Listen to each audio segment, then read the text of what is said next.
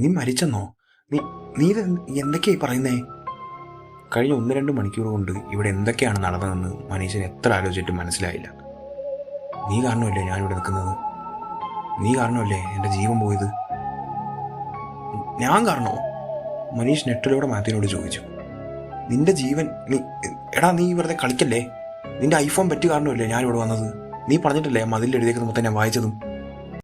ഇത്രയും പറഞ്ഞു കഴിഞ്ഞതും പുറകിൽ നിന്ന് അടുത്തു വരുന്ന കാലടി ശബ്ദം കേട്ട് മനീഷ് തിരിഞ്ഞു നോക്കി. അവനെ ഇത്രയും നേരം ഫോളോ ചെയ്തുകൊണ്ടിരുന്ന ആ കറുത്ത രൂപം അവൻ്റെ തൊട്ടടുത്തെത്തി കഴിഞ്ഞു. എൻ്റെ ജീവൻ എടുത്തതുപോലെ ഇയാൾ നിന്റെ ജീവനും എടുക്കും മനീഷേ.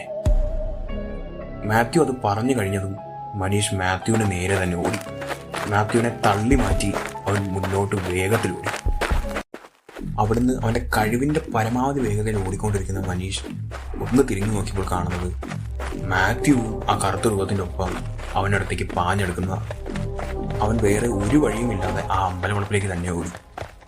അമ്പലത്തിൽ അതേ മതിലിൻ്റെ അടുത്തേക്ക് എത്തിയപ്പോൾ അവൻ ആ ഭാഗത്തായി തന്നെ ഒരു തിരുമേനി നിൽക്കുന്നത് കണ്ടു. ചെറുപ്പക്കാരൻ തിരുമേനിയാണ്. മനീഷ് ഓടി വരുന്ന ശബ്ദം കേട്ട് അയാൾ മനീഷിനോട് ചോദിച്ചു, നീയാണോ ഈ മതിലിൽ എഴുതിയിരിക്കുന്നത് വായിച്ചത്? മനീഷിന്റെ പുറകെ ഓടി വരുന്ന ആ രൂപത്തെയും മാത്യുവിനെയും തിരുമേനി കണ്ടു. പക്ഷേ അവർ രണ്ടുപേരും ആ തിരുമേനിയുടെ ഭാഗത്തേക്ക് അടുക്കുന്നില്ല.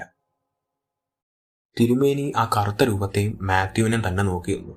പക്ഷെ അദ്ദേഹത്തിന്റെ ശ്രദ്ധ മൊത്തം ആ കറുത്ത രൂപത്തിലേക്ക് മാത്രമാണ്. നീ ഇതെന്താ ചെയ്തതെന്ന് വല്ല ബോധമുണ്ടോ നിനക്ക്? നീ അതിലെഴുതിയിരിക്കുന്ന ഏറ്റവും അവസാനത്തെ വാക്ക് വായിച്ചില്ല അല്ലേ? അവിടെ വേറൊന്നും എഴുതിയിട്ടില്ലല്ലോ. മനീഷ് ആ തിരുമേനിയോട് ചോദിച്ചു. എഴുതിയിട്ടില്ലേ? എന്താ നോക്ക്.